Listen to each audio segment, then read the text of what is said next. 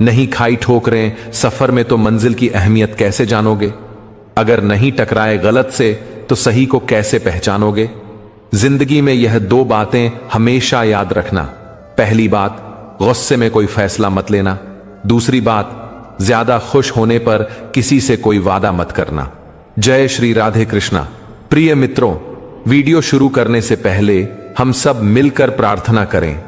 जो भी इस अमृतवाणी को सुन रहा है, उनके जीवन में आपकी कृपा सदा बनी रहे और उनके सभी कष्ट दूर हो जाएं।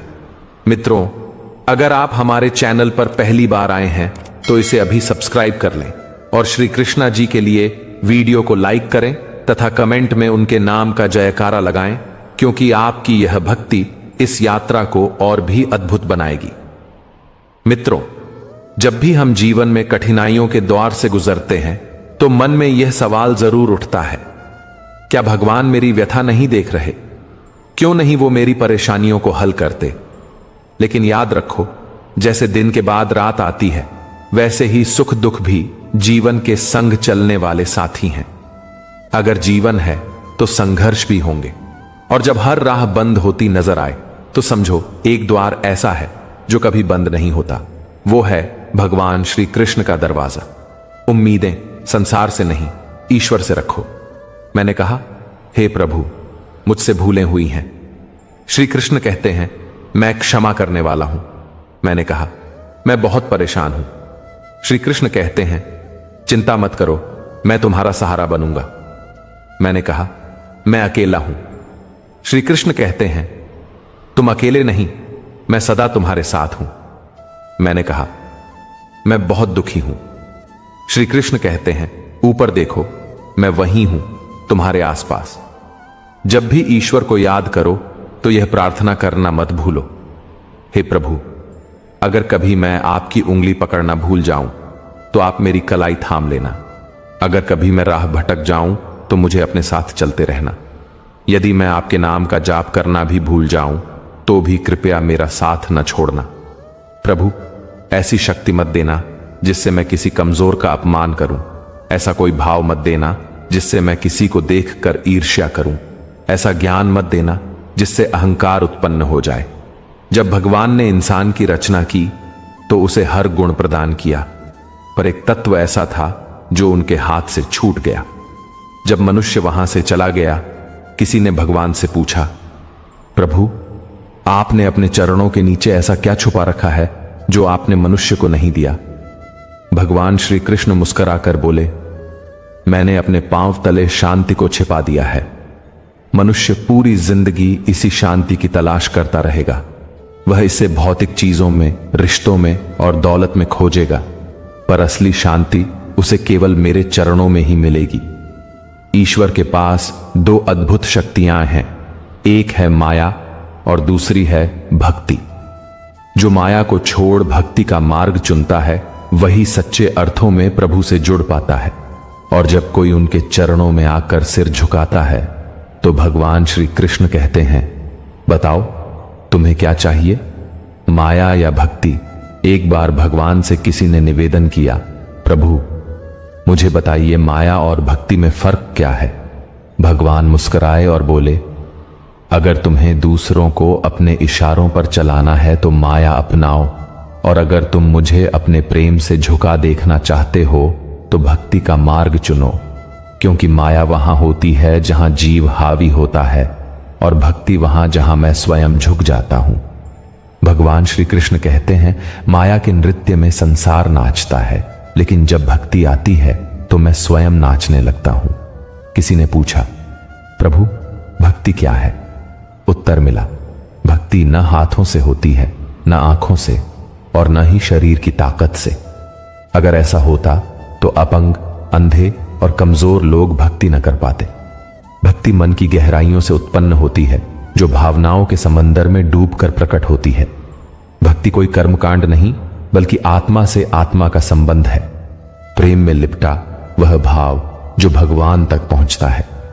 मनुष्य की आदत है कि वह सुख में भगवान को भूल जाता है और दुख में सबसे पहले उन्हीं को पुकारता है। किसी ने पूछा, कब भगवान को याद किया? उत्तर आया, जब सांसें थमन लगें चोरी पकड़ी जाए, बारिश न हो, व्यापार घाटे में हो, परीक्षा में असफल हो जाए, तब हर कोई प्रभु की शरण में आता है। भगवान श्री कृष्ण कहते हैं, जो मुझे सुख में याद रखे वो दुख से मुक्त हो जाता है। शब्दों से ज्यादा मौन गूंजता है, रंगों से ज्यादा सफेद रंग बोलता है, स्वाद से ज्यादा उपवास असर करता है, और आंखों से बाहर देखने से ज्यादा अंदर झांकना जरूरी होता है। रावण के पास महल था लेकिन चैन नहीं, कंस का जन्म सिंहासन पर हुआ लेकिन मृत्यु कारागार में, राम वन में सुखी थे, कृष्ण जेल में जन्मे और फिर भी उन्होंने प्रेम बांटा। सत्य की राह हमेशा कांटों से भरी होती है। जब भगवान को भी संघर्ष करना पड़ा तो इंसान क्यों न झेले। जो दिल से सच्चे होते हैं अक्सर अकेले होते हैं, मगर वो अकेलापन भगवान की संगति बन जाता है। इसलिए जीवन की किताब में धैर्य वह धागा है जो पन्नों को जोड़कर रखता है। सीमाएं रेखा नहीं, पहचान है, कभी दोस्ती कभी दुश्मनी, लेकिन जब समय आता है तो वही व्यक्ति सीमाएं लांघकर इतिहास रचता है। सीमाएं कभी कभी शक्ति के नए द्वार भी खोलती हैं। बादल गरजते हैं, वर्षा होती है, परिंदे छिप जाते हैं, जानवर भागते हैं और इंसान शरण खोजते हैं, परंतु एक ही प्राणी है जो इन सबसे ऊपर उठता है, और वह है बाज, जो मुसीबतों के ऊपर उड़ता है, डर को पीछे छोड़ता है। जीतने और हारने वालों में फर्क सोच का होता है, परिस्थिति का नहीं। अगर सोच सीमित हो तो समस्या बड़ी लगती है, अगर सोच ऊंची हो तो वही समस्या छोटी हो जाती है। दुनिया से बात करने को फोन चाहिए और भगवान से बात करने को मौन। गुस्से में बोला गया एक वाक्य आपके वर्षों के प्रेम को बर्बाद कर सकता है। भगवान श्री कृष्ण कहते हैं, तुम्हारा हृदय सोने से भी कीमती है, उसे किसी कटु शब्द से खरोंच मत देना। अंततः जब कोई भगवान के पास जाता है और सिर झुकाकर कहता है, प्रभु आपके चरणों में आया हूं, तो भगवान मुस्कुराकर पूछते हैं, बताओ तुम्हें क्या चाहिए ताकि तुम्हारा जीवन पहले से भी बेहतर हो। पहले सबको माफ कर दो, क्योंकि जब तुम दिल से क्षमा देना सीख जाओगे तब मैं भी तुम्हारे हर गिरने से पहले तुम्हें थाम लूंगा। अगर आज समय तुम्हारी परीक्षा ले रहा है तो यकीन मानो कल समय तुम्हारी जय घोष करेगा। बस अपना कर्म ईमानदारी से करते रहो, क्योंकि तुम्हारे हाथ में सिर्फ कर्म है, फल नहीं। परिणाम कब और कैसे मिलेगा इसका निर्णय तो केवल वही करता है जो सबका सृजन करता है। छोटी सी बात लगती है लेकिन इसका मर्म बहुत गहरा है। एक टूटा हुआ समाज और बिखरा हुआ परिवार कभी नेतृत्व नहीं कर सकता, लेकिन लड़ते झगड़ते वे किसी और को अवश्य ताज पहनवा देते हैं। जहां बड़ों को स्नेह और सम्मान मिलता है वहां भगवान का स्थायी निवास होता है। प्रेम बंटता है तो वहां रामायण जन्म लेती है, और संपत्ति बंटती है तो वहां महाभारत की कहानी बनती है। जिस दिन कोई व्यक्ति दूसरों को गिराने की सोचने लगे, उसी क्षण से वह स्वयं गिरना शुरू कर देता है। यही समय होता है जब मधुमक्खियों जैसा समाज उसे यह सिखाता है कि एकता में कितनी गहराई से शक्ति छुपी है। अकेला पत्थर कुछ नहीं कर सकता, लेकिन समूह में संगठित मधुमक्खियां पूरे जंगल को हिला देती हैं। एकजुटता, प्रेम और सामूहिकता, इन्हीं में जीवन की असली शक्ति छुपी है। दो रास्ते होते हैं जीवन जीने के। पहला, अपनी चाहत को पूरा करो, और दूसरा जो है उसी में सच्चा आनंद खोजो। हमेशा इतना सहज बनो कि सब तुम्हारे पास बैठ सकें, और इतना ऊंचा उठो कि जब उठो तो सब प्रेरित हों। उड़ान जरूरी है, भले ही बार बार गिरना पड़े। संघर्ष जरूरी है, भले ही खुद से ही क्यों ना हो। जीवन में हार और जीत के बीच जो फर्क है वह बस सोच का है। श्री कृष्ण कहते हैं, जो पिता से संघर्ष और माता से संस्कार लेता है वह इस दुनिया की असली पाठशाला से गुजरता है। अगर भगवान पर भरोसा है तो जो लिखा है वही मिलेगा, लेकिन अगर खुद पर भरोसा है तो भगवान भी वही लिख देगा जो तुम चाहोगे। क्रोध में बोला गया एक वाक्य भी वर्षों की सच्चाई को मिटा सकता है। इसलिए कभी भी मन की कठोरता को वाणी से मत टपकाओ। अगर प्रभु को पाना है तो ऐसे कर्म करो कि लोगों की दुआ बन जाओ। चाहे कोई कितना भी महान बन जाए, प्रकृति हमेशा संतुलन बनाए रखती है। कोयल को सुर दिया तो सौंदर्य छीन लिया, मोर को रूप दिया तो वाणी छीन ली, इंसान को इच्छा दी तो संतोष छीन लिया, और संत को संतोष दिया तो संसार छीन लिया। घमंड एक ऐसा रोग है जो बिना लक्षण के आदमी को शून्य कर देता है। हे मानव, जिसने हजारों को मिट्टी बना दिया, वह तुझे क्या नहीं बना सकता। यदि आप मुसीबत में हो तो समझो भगवान चाहता है कि तुम विजयी बनो। कभी कभी कमजोर बन जाना भी एक ताकत होती है, क्योंकि इससे दिल हल्का हो जाता है। जीवन में अपनी सीमाएं पहचानो, चाहे वो प्रेम की हो या क्रोध की। याद रखो, वस्तुएं उपयोग के लिए हैं और लोग स्नेह के लिए, लेकिन हम इन्हीं का उल्टा करते हैं। दुनिया अजीब है, जिनकी आंखों में नींद है उनके पास बिस्तर नहीं, और जिनके पास बिस्तर है उन्हें नींद नहीं आती। जिनके पास दया है उनके पास देने को पैसा नहीं, और जिनके पास धन है उनके पास संवेदना नहीं। कोई अपने को छोड़कर भोजन देता है, कोई भोजन के लिए अपनों को छोड़ देता है। सफलता पाने के लिए मेहनत जरूरी है। कुछ लोग सफल होते हैं और जो नहीं हो पाते वे अपनी असफलता के लिए परिस्थितियों को दोष देते हैं। लेकिन सच्चाई यह है कि परिस्थितियां कभी अंतिम नहीं होती, सोच होती है। तितली और मक्खी दोनों को रस पीने की कला मिली है, लेकिन एक फूल से अमृत लेती है और दूसरी गंदगी से। सोच ही वो अंतर है जो जीवन की दिशा तय करती है। श्री कृष्ण कहते हैं, सोच का स्तर ऊंचा हो तो जीवन की हर समस्या छोटी हो जाती है। आपको यह जीवन इसलिए नहीं मिला कि आप हार माने, बल्कि इसलिए कि आप संघर्ष करें और जीतें।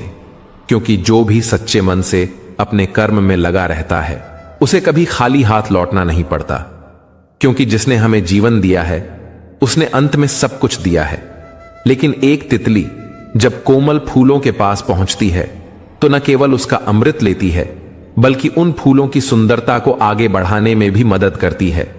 वहीं एक मक्खी सीधे जख्मों पर बैठती है और उन्हें और भी संक्रमित कर देती है। यह फर्क केवल नजरिए का होता है। अगर इंसान सही सोच और राह चुनता है तो रास्ता कठिन हो सकता है, लेकिन मंजिल तक पहुंचने की उम्मीद प्रबल होती है। लेकिन अगर पथ गलत हो तो मंजिल मिल भी जाए तो सुकून नहीं मिलता। जीवन में यह निर्णय आपको ही करना है कि आपको प्रकाश की ओर बढ़ना है या अंधकार में डूबना है। ईमानदार व्यक्ति को अपनी सच्चाई साबित करने के लिए हमेशा ज्यादा बोलना पड़ता है, जबकि झूठ बोलने वाले मुस्कुराकर सब जीत लेते हैं। संकीर्ण सोच संदेह की चिंगारी जलाती है, लेकिन उदार सोच समाधान की रोशनी फैलाती है। श्री कृष्ण कहते हैं, अगर तुम जीवन में स्थायित्व चाहते हो तो ऐसे बनो जैसे नमक नजर नहीं आता, लेकिन स्वाद में हर जगह मौजूद होता है। चाहे मंजिल कितनी भी ऊंची क्यों ना हो, रास्ते हमेशा नीचे से शुरू होते हैं, और यदि संकल्प अडिग हो तो पहुंचना तय होता है। जो लोग मीठे बोलते हैं और हर वक्त तारीफ करते हैं, जरूरी नहीं कि वे तुम्हारे अपने हों। अक्सर मीठे शब्दों में स्वार्थ छिपा होता है। तारीफें मुफ्त में नहीं आती, इसके पीछे कुछ न कुछ कीमत छुपी होती है। दुनिया में जो तुम्हारी तारीफ करता है वह अक्सर तुम्हारे जरिए कुछ चाहता है। इसीलिए भगवान श्री कृष्ण कहते हैं, हर चमकती चीज सोना नहीं होती, इसलिए सावधानी से चलो। आंखें कभी कभी झूठ को भी सच का रूप दे देती हैं, इसलिए आंखों से देखो पर आंख मूंद कर विश्वास न करो। दुनिया में बहुत बार जो दिखाई देता है वो वैसा होता नहीं। क्रोध इंसान को अंदर से खा जाता है। जब कोई अत्यधिक क्रोधित होता है तो उसके अपने भी उससे दूर भाग जाते हैं। गुस्सा आता है तो विवेक जाता है, और अगर आप अपने गुस्से को नहीं संभाल सकते तो जीवन की बड़ी चुनौतियों से कैसे निपटेंगे। अगर जीवन में सच्चा मित्र मिल जाए तो उसे पकड़ कर रखो, क्योंकि अच्छे लोग बार बार नहीं मिलते। पीड़ा केवल दर्द नहीं देती, वह अनुभव और समझ भी देती है। दर्द ही जीवन की असली पाठशाला है।